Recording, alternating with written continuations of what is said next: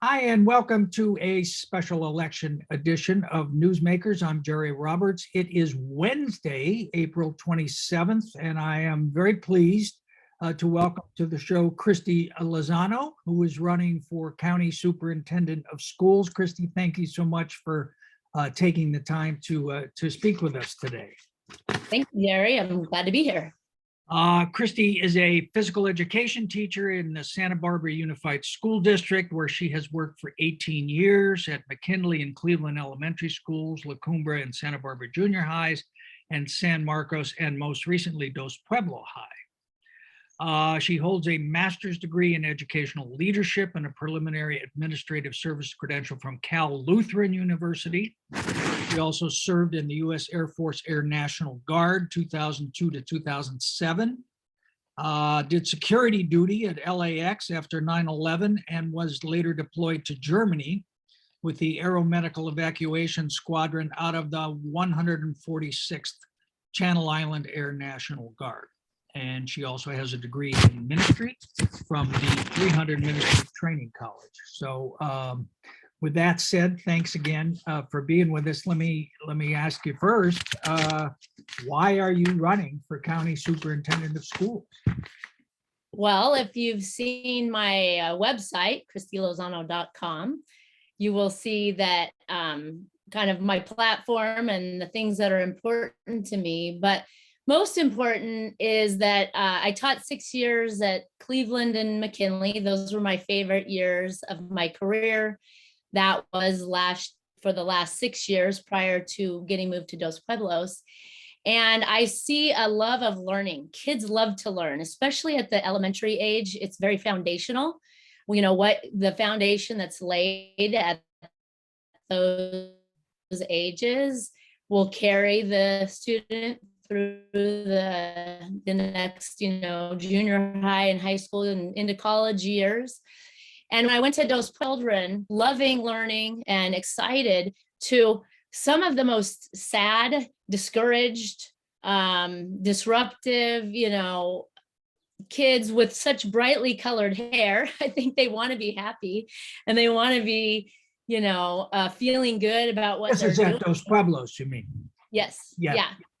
And I just had been with elementary. And so this transformation had happened, over the course, I think, of their schooling. And so I couldn't stand by and watch the failing system.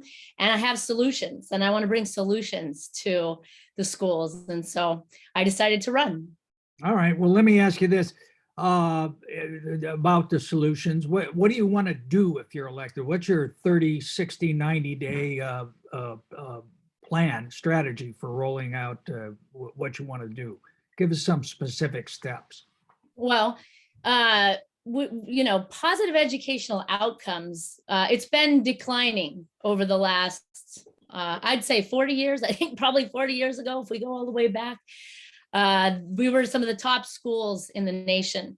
We're now 50th in the states for literacy. California is in 50th place. And so we have a lot of work to do, and we need to get back to, and even when I say back to, I think, back to where we were, 40 years ago at the top, but, getting back to teaching kids about things that are going to help them be productive in their future. And so, the whole child is important, all the elements of developing that child, but they need to be able to read and they need to be able to do math. And they need to be able to have critical thinking skills, and so we need to take them forward in that. And so I think for starters, we need to bring transparency, curriculum that parents can see, and bringing teachers to the table and parents to the table and talking. They know their kids best. And so engaging leadership and engaging the community in solving these problems. Safety is an issue that needs to be addressed. And in order for kids to learn, environments have to be safe. It takes a vulnerability to learn and to make mistakes and different things like that. And so safety is paramount. And nonpartisanship we need to have kids focusing on things that are open-minded thinking, not closed-minded, not, this is how it is type thinking. And so, being nonpartisan in the materials that we're focusing on is really important. And so that's what we need to do. All right. Well, there's a lot to unpack there. Of course, as you know, the position of county superintendent is established in the Constitution, the state constitution.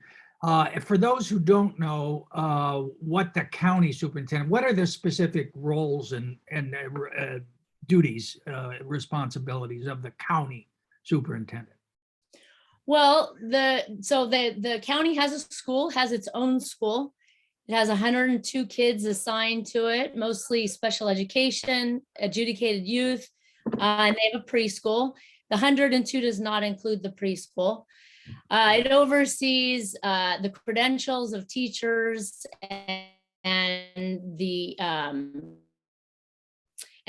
making sure teachers are, put into the correct positions.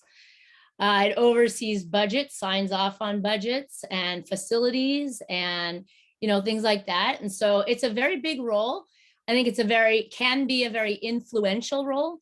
And I don't know that it's, being as influential as it can be right now, but they're the overseer of a lot. And I also think, leading by example, they can lead by example for the 20 districts that fall underneath the county superintendent of schools. Yeah, and just to follow up on that, there are 20 separate districts, and each with its own superintendent, and each with its own board, each with its own budget. And the county position, as I understand it, is really more administrative. So you don't really get into the weeds on curriculum and hiring superintendents and that kind of thing. It's really more of a management, is it not? Well, I don't know that I agree with that. I think there's more that can be done. And, leading by example is, as a coach, I'm a coach. Yeah.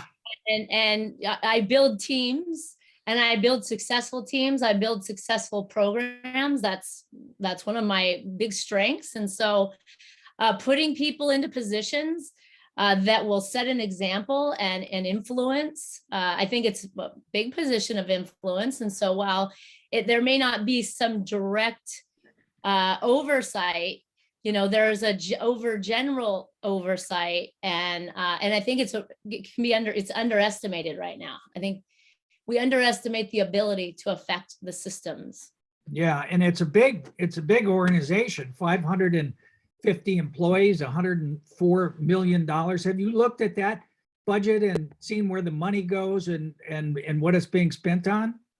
Well, that's a good question. It's hard to find the budget. Oh, I found it. Yes, I found it too, and I've looked at it, but to understand it is not that simple, and it doesn't really give you a lot of detail. And so I think there needs to be more detail and more transparency, because transparency builds safety and security and trust. And when you can't see something, it's hard to trust it. And so I think it's very important to if people want to see, if taxpayers want to see, if parents want to see, transparency is huge. If parents want to see curriculum, if they want to see budgets, if, people want to see where that is, we need to show that. And so it's very hard to find. Have you watched a board meeting at the County Office of Education? Yeah, I have. I actually, and I wanted to ask you about that. Did you go in person? Well, no, because they've been on Zoom. I think the next meeting was on May 5th or something. Is going to be the first one they have. At the county or at the Santa Barbara School District? Oh, I'm talking about the county. The county. Okay. Board. Yeah, because when I checked, they didn't have recorded meetings online. No, they don't. They have the minutes and the agendas online, but they don't have the video recording the way that the Unified School District does. Although I'm told they're in the process of, looking. Yeah, and I think that's important for sure. Yeah, I agree with you about that. And of course, a lot of the complication, and I think certainly in the budget, is because, and I think frankly, a lot of the problems in California, because education is really driven from Sacramento. That's, kind of where the money is. And you look at the state education code, it's enough to choke a horse. I mean, it's so complicated. And I think, what the county superintendent particularly has to do is try to interpret that or act as kind of a clearinghouse. What are your thoughts about the state education system and how the money kind of trickles down to the local level? Well, I think that, again, if it's hard to read and hard to understand, we need to make it readable and understandable. And so if something is coming down to me and I can't understand it, then I need to ask for that. And I need it to be explained in terms that I can understand, that the people, whatever, paying taxes or parents or administrators or, the people working for me understand. It's important for it to be understandable. This is education. We're talking about education, which is a teaching system. And so if any system should be understandable, I would think education would be understandable. So. Yeah, well, good luck with that in Sacramento. I'll tell you. Let me ask you this. In terms of our test scores, as you know, the California Assessment of Student Performance and Progress, most recently in the county, only 46.5% of students met or exceeded grade level in language arts, and only 34% in math. And of course, those numbers were worse for Latino and Black students. What do you attribute that to? Well, being on the front lines as a teacher, if we go back to curriculums being used, we have to ask ourselves, are they providing a positive outcome? Are we seeing results? And if we're not, then, we need to change it. There's been a lot of changing, lots of changes. And so we have to be focusing on things that are effective and getting rid of things that are not effective. And so, so if we're going to talk about having positive educational outcomes, we have to drill down on that a little bit and bring things in that work and quickly get rid of things that don't work so that we can turn this around. COVID-19, they talk about the learning loss, and it was huge. And there's a lot of reasons for that. It's multifaceted. It's not just, because of COVID. If we look at Franklin School, Franklin School defies the odds. And I think the odds can be defied. I don't think COVID is the reason. So, of course, that attributed to it. But, we were down at those scores prior to the pandemic. So, if anything, it's much worse. And I'd say at a really critical juncture. But we can look at schools like Franklin, and we can model the things that are working well and model that, to the other schools. I'm not sure why that's not being done.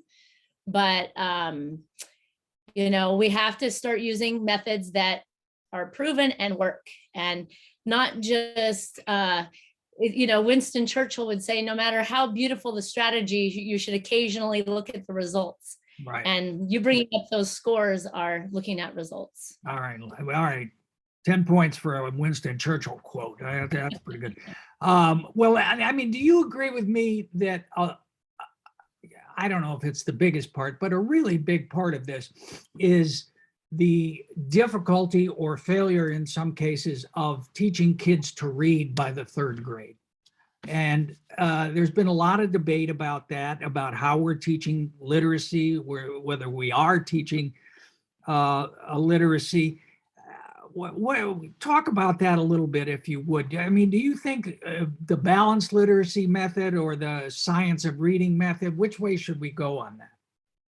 Well, I think that teachers, I have talked to lots of teachers. I have lots of teacher friends, and there are proven methods for teaching literacy. I had this really great teacher friend. She's a first grade teacher, and she told me that at the beginning of this school year, she got 24 kids, and then she got 4 more, 28 kids. in a first grade class. That's a lot of kids.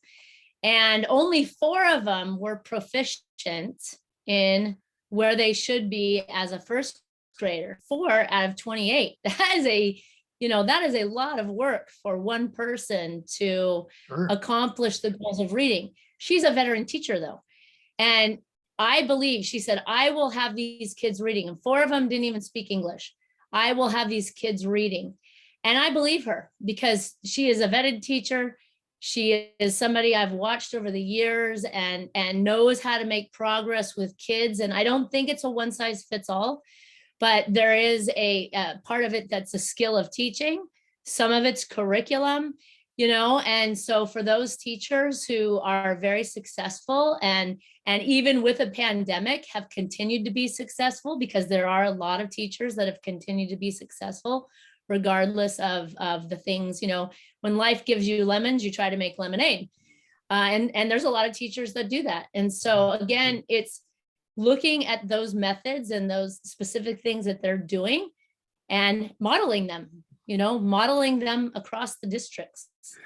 And I think when everybody wants to be successful, teachers want to be successful, administrators want to be successful with their schools. And so if we can look at some of the people that are having success and just start picking up and learning from them, we're going to get there. That's the train forward. Well, how important do you think that phonetics are in teaching reading? I mean, I was born before the last ice age, and that's certainly how I learned to read. But there just seems to be less emphasis on that in the theories that have been popular in teaching or in education for the last, I don't know, several decades, I guess. Yeah. Well, I think it's important, kids are different types of learners. I have a daughter who academics has been difficult for her. Reading was really difficult for her. She was behind in 3rd grade. They came to me and said she is only reading at a first grade level, and this is a teacher's child. And so you kind of have to look. Actually, the interesting thing about my daughter is she could read the book, but if you weren't watching her say every single word, she was actually making it up as she went along. She was very creative. She should be a journalist then. Right. She was very creative. And so she kind of fooled me for a little while. And so I really had to specifically sit there with her and watch her pronounce the words. And, there's always kids that do these kind of funny things like that. And, but I think if you have, smaller class size, at Franklin, what makes them so successful is they have these little pods, there's support in the classroom, and there's people that can sit with the kids and work with them. And so, I think that is a proven method because there needs to be some specific attention to the needs of the kids because they're all a little different. So, yeah, well, and I joke about that. I don't mean to, but it's a fact that, there are kids that don't learn to read who kind of fake their way through, however many. And if you haven't got it by the 3rd grade, you're really gonna struggle therein. And part of that, I think, is because of dyslexia. How much screening do you think there should be for dyslexia, and at what point? Well, I'm not sure the grade that they will pick up on that detail. I think that there needs to be. I think that, while test scores are important, the CASP tests or any of those tests are important, they're like a thermometer. And when you can't read how a kid's doing and you give them a test, you're going to get an idea of where they're actually at. They can't really fake their way through a test, even if they can fake their way through, in-class learning. And so the tests are important for that reason, not to compare kids to each other, not to, put schools against each other as far as their results or anything like that, but as a, thermometer to kind of find those markers. And if you have a good teacher, if it is a good teacher, they will pick up on that. They will have spent some time with the student. They will probably pick up on it from watching them write their letters or different things. So I'd say between first and third grade for sure. Okay. And the other thing you've mentioned Franklin a couple times, and I think we have to, give a shout out to the principal, Casey Kilgore there. And I think, the principal at a school makes such a huge difference. You haven't been a principal, so this is a big leap from being a teacher to a superintendent. Usually there's that intermediate step, no? Well, usually I've worked as a teacher in charge over at McKinley, and I had lots of experience working with parents and behavioral things with kids. I was trained in restorative approaches and dealing with behaviors. I've, practiced doing schedules and those sorts of things. But, I think there's an ingredient that's missing, because experience is one thing, but to be able to bring people together and to be able to bring the best out of people, to be able to position people in places and allow people to work together, bring people together to work together on things. The quality of a good coach is somebody who can do that. And so I think there's an ingredient missing because, there's a lot of experience and there's a lot of education at the top and it hasn't produced the results. And so we have to look at that and go, something's missing. And I think I provide the ingredient that's missing to the recipe of success. Okay. All right. One more question on sort of the role of the county superintendent. They are in overall charge of charter schools, as you know, in the county. What's your view of how charter schools in the county are doing, and what challenges do they face?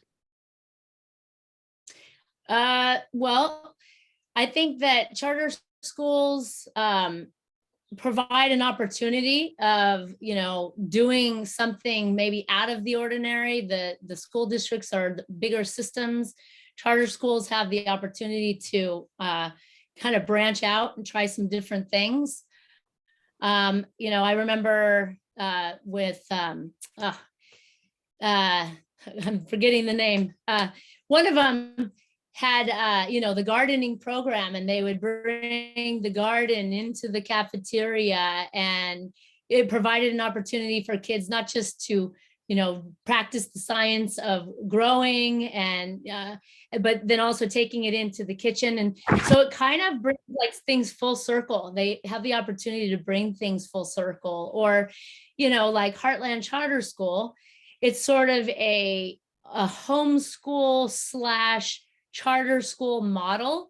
And so it provides opportunities to try school in different ways. I think that's kind of ingenious. It's kind of, out of the box. And for parents that maybe want to be more involved in their students' education, but also have, teachers that are providing support, it's really a neat thing. And so I would like to see more of that. I think that it, is really kind of, you can kind of try some different models, and maybe there's different models that would influence the school district. I don't know. Yeah. So you think we need more charter schools? Well, I can't say that for sure. I think I'd have, once in that position, I would take a look at exactly how they're doing things, and if people want to try different things, they can approach me. We can have a conversation about it. Communication is very important. It's a important part, and so I'm open. You are a former union rep. You knew you were going to get in trouble with the union if you said you wanted more charter schools. I said, all right. All right. Let me ask you about something else. You gained some attention, I think 13,000 views on your YouTube video a couple months ago, where you were talking about some of the recommended readings on and videos on the Santa Barbara Unified School District Teachers Resource page. And after that, you got onto Laura Ingram's show. Fox News, and you at one point described those as lesson plans. They're not really lesson plans, though, are they? Aren't they really just recommendations for teachers who are dealing with different kinds of issues? Well, there's actual lessons available to teachers. And so if a teacher decides to use it, they could use it as a lesson plan. I think the big thing for me is going back to the transparency element. Why can parents not see what curriculum the teachers are using, to teach their kids? And so if it's okay, if everybody's okay with it, if that's something that parents are open to, then it should be able to be seen. But it is the choice of the teacher. The district is not mandating the teachers to use any of these resources, if I understand it right. Well, mandate, if you invest a lot of money into a curriculum, I don't think that you would just do that, for it to just be there. But I mean, I've seen firsthand teachers using the curriculum. I've talked to teachers that use it, and so it is being used. But, I think if we go back to the pandemic and the learning loss, we have to focus our energies and our time and our resources on things that are providing positive educational outcomes for kids. And so we have to ask ourselves, is this adding to, or is it taking away from the education of our children? And so I think we need to be focusing on the things that are adding to and providing the necessary skills for their future. Well, I managed to pierce the thick wall of secrecy on it myself, and it says at the top of the page, currently the content on this website is organized by federally designated months and days, and then they have a thing for Martin Luther King Day, Black History Month, Women's History Month, Autism Awareness Month, LGBTQ Pride Month, and so on. And it comes under the category of the META program, the Multilingual Excellence and Transforming Achievement Program, if I have that acronym right, which basically just rejects the idea that the language of one group or cultural practices are more legitimate than another. Do you disagree with that idea? That one group is more important than another group? Yeah. No, I think or the language. The preservation of one's, Cesar Chavez says, the preservation of one's own culture does not require contempt or disrespect for other cultures. So I believe, in all people, in all groups, we can work together, we can live together, we can learn together. And so that's my belief. Yeah. And you in the Laura Ingraham interview, you said they hired somebody to write the plans. Who is they, and what are the plans? Well, the curriculum is what I was referring to, the culturally responsive. Which is a list of resources again. It's right. It's not lesson plans per se. Well, there are lesson plans, but the Santa Barbara Unified School District is they. Okay, so the district hired somebody to assemble this list of resources, you're saying. Okay, all right. And you also said, this really intrigued me, you said teachers are, quote, expected to use this. So how does that work? Who are they expected, but who is expecting them to do it, and what pressures are there to use it? Well, it's focused on at staff meetings. It's highly focused on in professional development in the summer. It's focused on a lot. And so when that's taking up a majority of the time, they're not focusing on literacy and math and these different, academic skills, but they're focusing on something like that, then there's a pressure. And, again, going back to transparency, if it's on the up and up, show it to the parents, make it available for everybody to see, and let the people decide. I'll have my opinion and you'll have your opinion, which is great, but make it available for everybody to see. Let's, just bring transparency to it. Do you think we should do that with curriculum for all classes in Sure. Yeah. every district? Yeah. Yeah. But don't we then get into a position where it's like, well, wait a minute, which group of parents is going to be happy? Because there's always going to be a group that's, sitting next to each other. One of them would like to see more culturally relevant curriculum, others Sure. would not. So how do you balance that?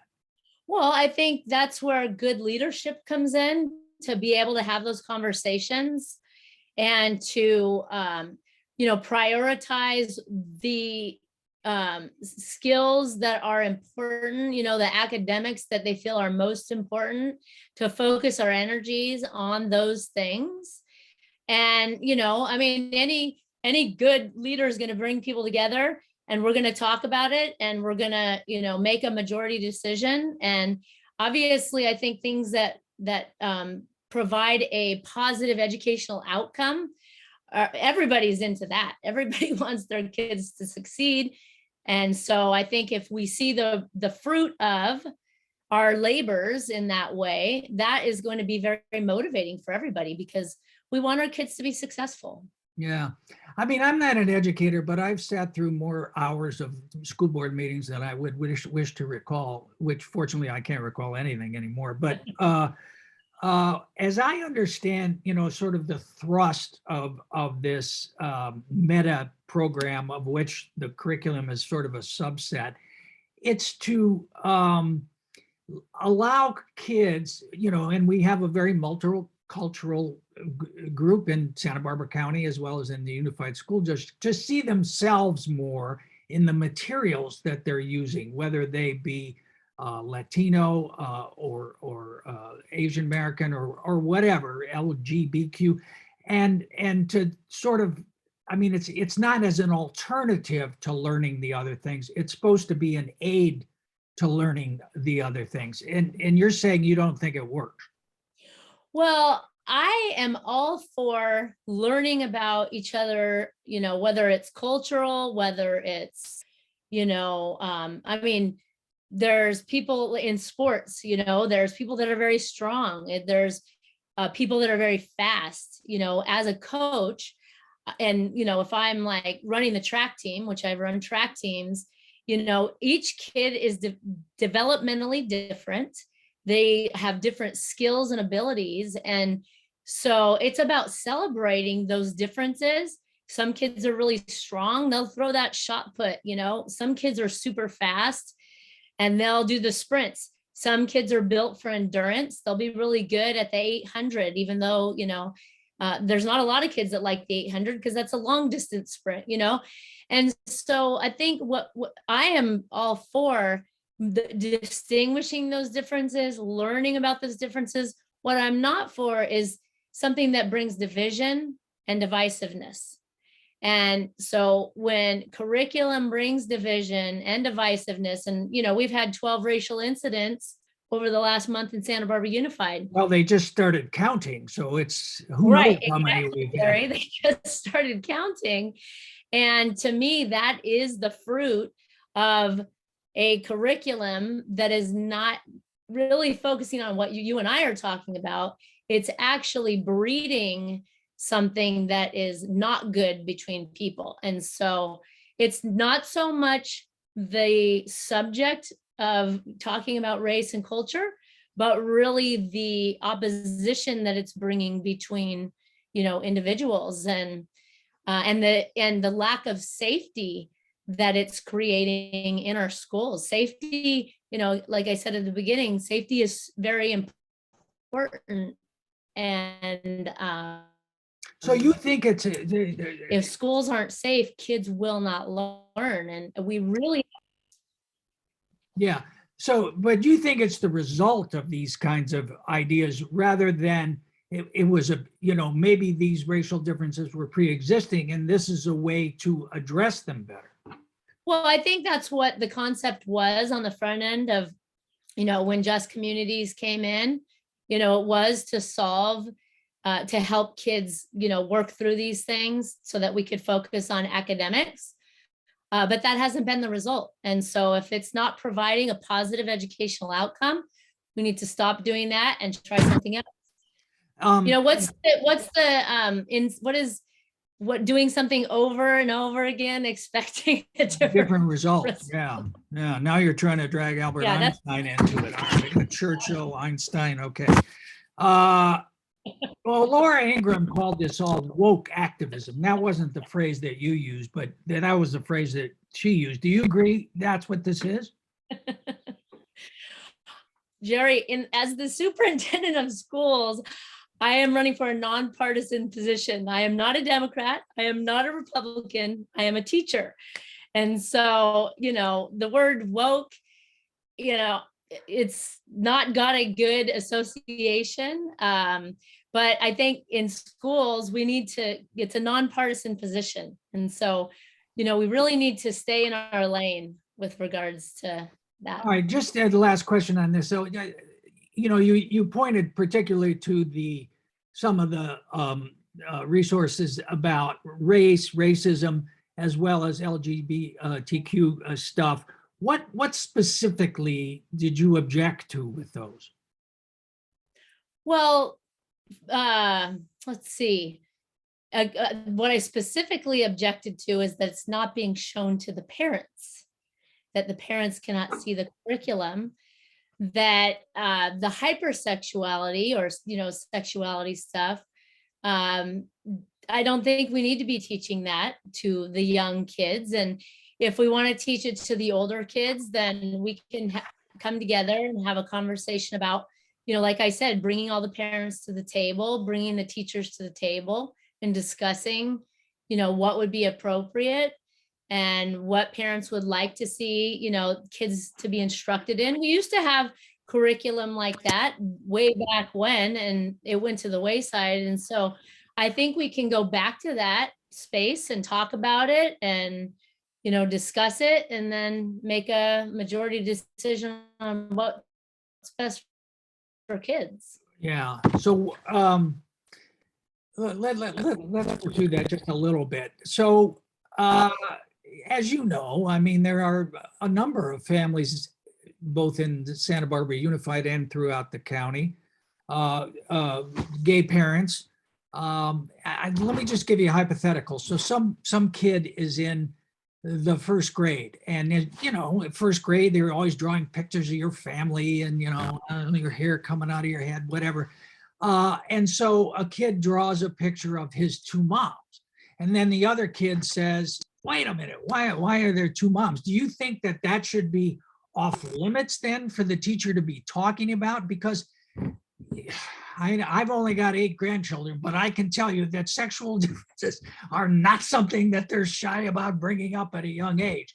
Grandpa, why do they? Never mind. But it's a serious question, because you do have to deal with that as a teacher at a very young age. So how do you do that if you can't use these kinds of resources? Well, I think that, acknowledging what a child is talking about is what a teacher does. We acknowledge the things that they bring up, but, I don't think it needs to go much beyond an acknowledgement. I don't think that, focusing on that is necessarily important. There's a lot of things that kids bring up.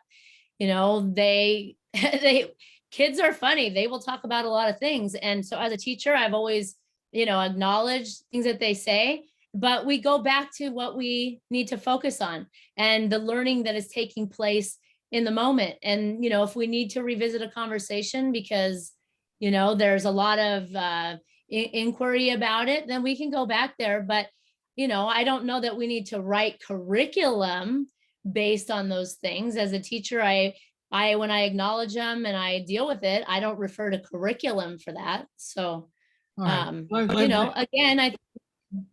we can engage people in conversation because, if times have changed, then we can talk about that. Yeah. Well, let me just extend the hypothetical. Say you're the first grade teacher and the kid draws, Heather's two mommies. Okay, here's two mommies. And then this kid said, well, wait a minute.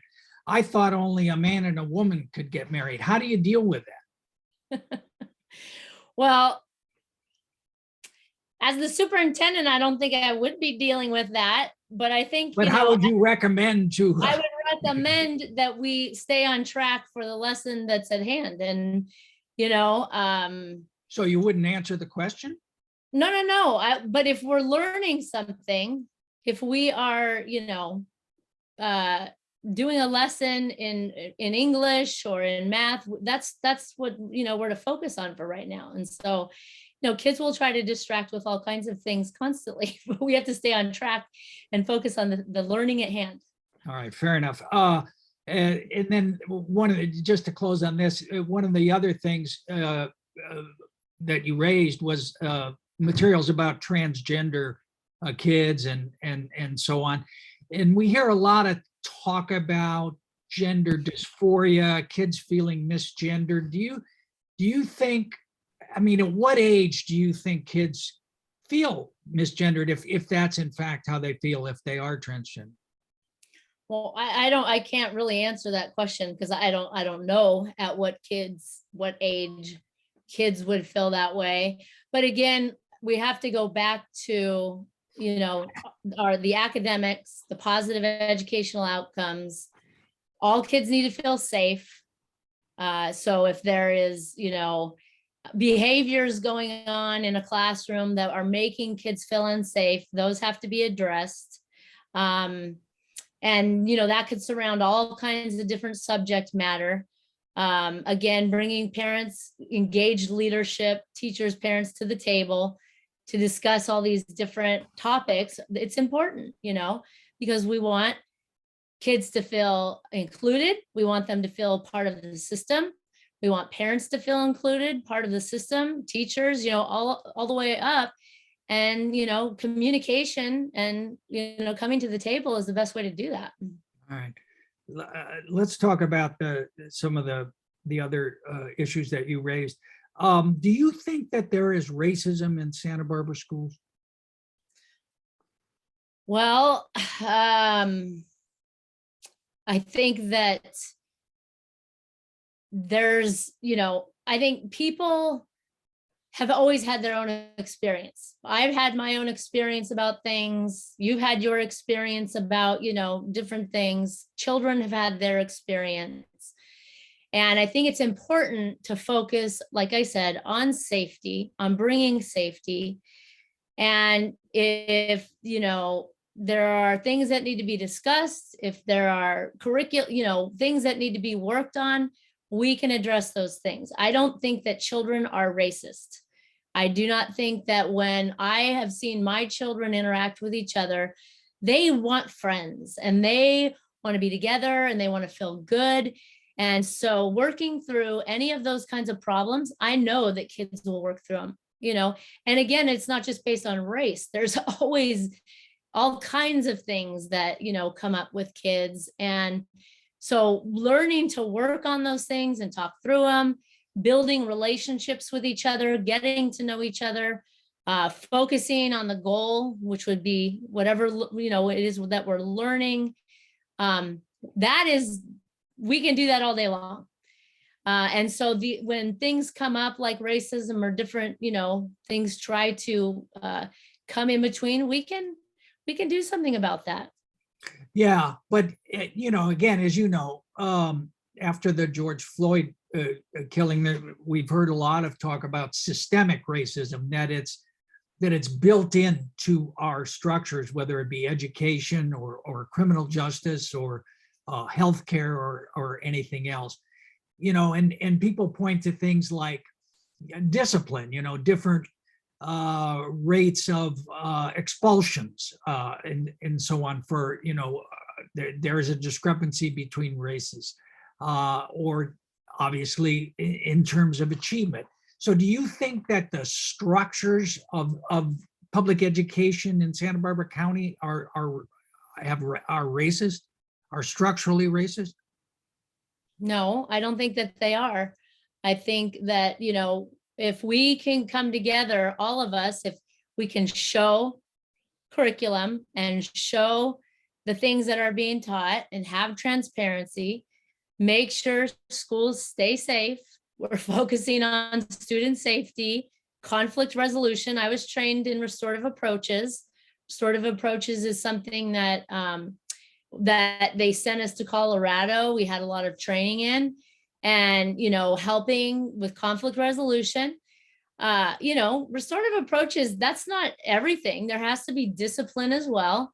A good routine. And when I say discipline, I don't mean punishment necessarily. I mean, there's self-control, there's consequences for things. There is systems that, of rules and different things that kids are expected to follow. And so I think if those things are set up in a really good way, and and people feel like they understand and we can support this system, then I don't think that we're going to have those problems. I mean, they might be here and there.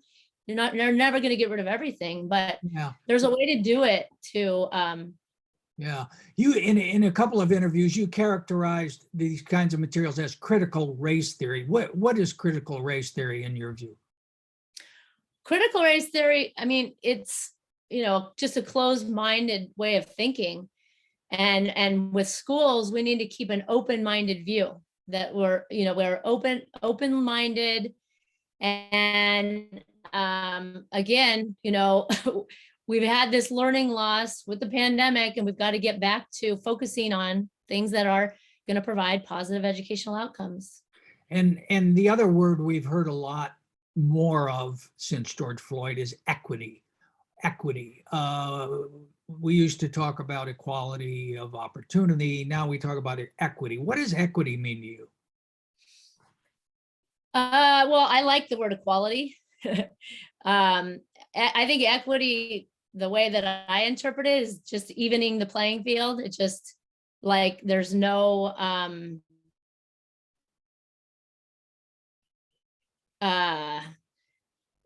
like everybody just gets a equal amount, I guess. But equality is more like going forward and providing positive opportunities for those that are able to, that want to take advantage of them. It gives them the supports they need to achieve. And so I think equality is a better word to describe how, kind of the culture that we would, operate a school in. Equity, it kind of just, it doesn't provide a lot of opportunities for people. And so, yeah, I mean, just to play devil's advocate for a second, I think critics of your position would say, yes, everybody has an equal opportunity when they, go into kindergarten or the first grade. But if one kid, has an intact nuclear family and has, been read to, and, has a lot of, has eaten well, has done all these things, is that all of these opportunities. And another kid is coming, maybe it's a single parent kid, they haven't had opportunities, they're not there to read to them and so on, that they both have an equal opportunity, but the chances of one or the other of them doing better or worse are kind of fixed, aren't they? Unless you set as a goal, we need to have equal outcomes. well, I think to have equal outcomes as a goal would be to take away, from maybe somebody who has, like you said, had more invested in them. So I guess I think about it, I have had kids on this different spectrum of physical abilities. And so I've had kids who are way behind in their physical, abilities. And I've had kids that are highly advanced. And, I think the goal is moving everybody forward. To have a goal where everything is equal would mean that nobody is really good at anything, that nobody can stand out, that nobody can be, extraordinarily successful at anything.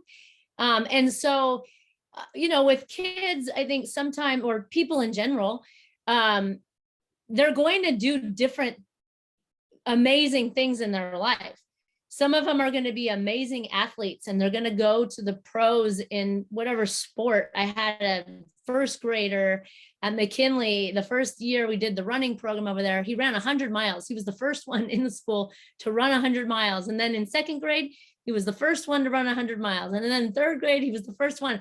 And I said, when you go to the Olympics, just don't forget to give me a shout out, because, I saw this starting on a foundational level and he's incredible. But, I had another kid who in first grade, he could barely make it around the track. He was so sleepy. I don't even think he got sleep at night. He didn't have those supports that you were talking about.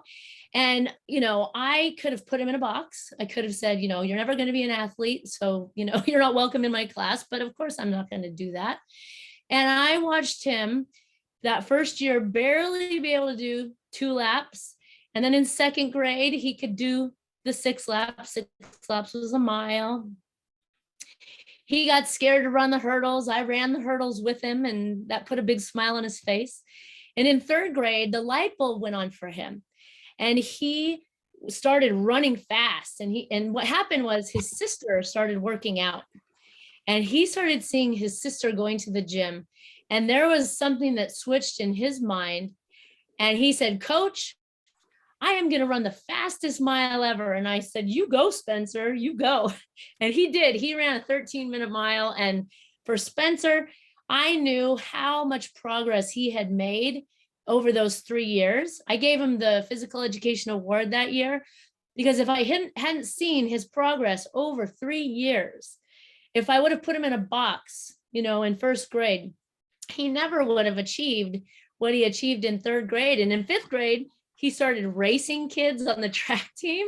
And I couldn't have been more proud as a teacher when you work with those kids that you're talking about that have the disadvantage, coming in. There's nothing that is more special in the process of being a teacher, than seeing my students succeed maybe in the Olympics one day, or seeing Spencer, come as far as he came in a short period of time. So Nice. as far as equity and equality, I don't know how to really distinguish the two, but I do know that process is really important for all kids. Fair enough. You've been so generous with your time. I just have a couple of, I have a million questions we could talk about, but I just want to be sure to talk about a couple of things. On April 19th, you did an interview. I think the fellow's name is Bryce Eddy on the Liberty Station. And you were talking about some of these issues that we've been talking about, particularly as it pertains to LGBTQ and transgender. And you used the word grooming. You said this material is for grooming. What did you mean by that? Well, to plant seeds in kids at too early of an age, it kind of sets them up for a certain mindset. And, and I think we have to be very careful of what comes in at too early of an age. If kids are not developmentally able to understand or process information, it kind of goes back to, when do we talk to our kids about the birds and the bees? Well, when they start asking questions. And so, with my own daughter, at the point that she started to come to me and ask questions, I would then start having those conversations. And you don't really, I don't think that you go too far into that stuff. They're going to come hear things at school and they're going to want to know. And I think as a parent, we get to decide, and I understand there may be some parents that don't do it. And, and I think that's what we can talk about as a school, how we support that. I think that's important. But, you just you take kids slowly through some of that stuff. And so if they are, over sexualizing kids at a young age, in preschool, as a matter of fact, then to me, that's grooming them for, a certain, ideology, way of thinking, that's not necessary. And so that's what I meant when I said that statement. Yeah, it's just in the popular culture, I think it's so often when people hear the word grooming, it means it's an adult predator. And, we all heard the stories about doctors and coaches and other, who is building a relationship because they want to prey on that person sexually, on that kid sexually. Is that what you were saying? Well, I hope that's not what they're doing. So that's not what you meant by grooming. Well, if they're teaching and talking, then there's a reason for that. So if it's grooming, then that is not a good thing. And they are teaching that kind of stuff. Some people are teaching that. I don't know the percentage of, who's doing that and who's not, but I have had teachers tell me that they are teaching that to kids, personally walked up to me and told me, and that's bothersome to me if there's anybody, one person doing that. So that is my concern. Okay. All right. And then the other thing that jumped out at me, and this is just because I'm a political junkie, but you said in that interview that you send things to Christopher Rufo. Who is Christopher Rufo? Christopher Rufo, who's somebody who's done covered information about critical race theory. And when I started seeing this curriculum coming out and started seeing some of the lessons that I saw firsthand during the pandemic, I would be put in on Zooms and different, supporting different reading and seeing some of the books that were being used with the kids. My radar went up. And I'm an advocate for kids. I fight for kids. That's why I'm running for county superintendent of schools. And so if I am a protector of kids and I see stuff coming into the classroom that is divisive in nature or, going to be harmful to kids, then, I'm going to talk about it. All right, let's talk really quickly about COVID a little bit, because you were someone who was quite visible at school board meetings and on the KYT and in other places.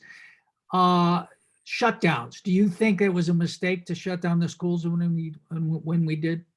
Well, I think that if we're kind of looking back, if we look at the big picture, we had to shut down, but did we have to shut down for as long as we did? I mean, we want to go talk about the learning loss and that, the county kept us shut down, but then there's been this learning loss for kids and not just learning loss, but rates of suicide and different things that have kind of come up as a result of the shutdowns. I think we have to look at that and ask ourselves if we did the right thing, for as long as we were shut down. But in my recollection, it was the public health department that was driving that more than the school boards, right? Right. That's what I meant. Then when I said the county, I meant the public health department. Yeah. And then in terms of the vaccines, you've been pretty outspoken about vaccines. Talk a little bit, if you would, just about where you are on that. Well, I'm not an anti-vaxxer. I have my vaccines. My daughter has her vaccines. When they were going to take our jobs away because of being vaccinated or not, I had COVID-19. And it was advised to me that getting the vaccine would be harmful to my health. My doctor, wrote a medical exemption. And so I think people should have a choice. So you were specifically against them ordering a mandate for teachers? Well, I think that people should have a choice because there's exceptions to the rule. And so that was my stance on that. Well, you don't think people should have a choice about getting vaccinated for measles or smallpox, do you? Well, I mean, I'm an adult and I've been vaccinated, and I think people should have a choice. All right, fair enough. We could go on. I again really appreciate Christy taking so much time. If you want to tell us once more the website where people can find out more about you and your campaign. Sure. ChristyLozano.com. Okay, all right. All right, Christy Lozano, candidate for County Superintendent of Schools. And we previously interviewed her opponent, the incumbent Susan Salcido, and you can find that on our website as well. So Christy, thanks once again, and thank you all for watching Newsmakers. We'll see you next time. Thank you, Jerry.